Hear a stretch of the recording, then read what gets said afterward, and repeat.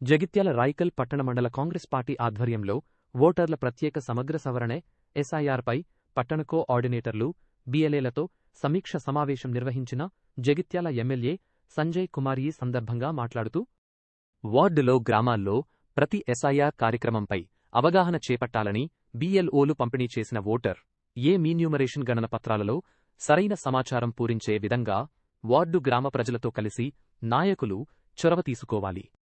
వార్డులో గ్రామాల్లో ఇంటింటికి గణన పత్రాలు పంపిణీ చేసిన కుటుంబాలు ఇంకా గణన ఫారం అందుకుని కుటుంబాల సంఖ్య తెలుసుకోవాలి. పెండింగ్లో ఉన్న కుటుంబాల వివరాలు తీసుకోవాలి. వారి వివరాలు నమోదుకు చొరవ తీసుకోవాలి.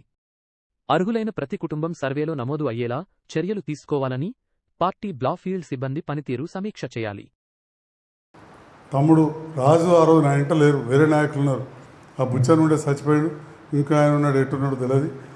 ఆడ బోర్నపల్లి కాడ 10 మంది ఉండ్రి. ఆడ చెప్పిన లింగాపూర్ చౌరస్తా కాడ కవిత మేడంతో చెప్పించినాం.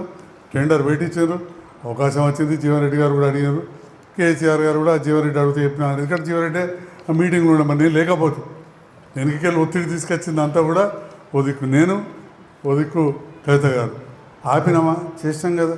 కాబట్టి రిజల్ట్ ఏమొచ్చింది? నేను గెలిచిందా లేదా? రాయకల్ మండలం వేట వచ్చిందా లేదా?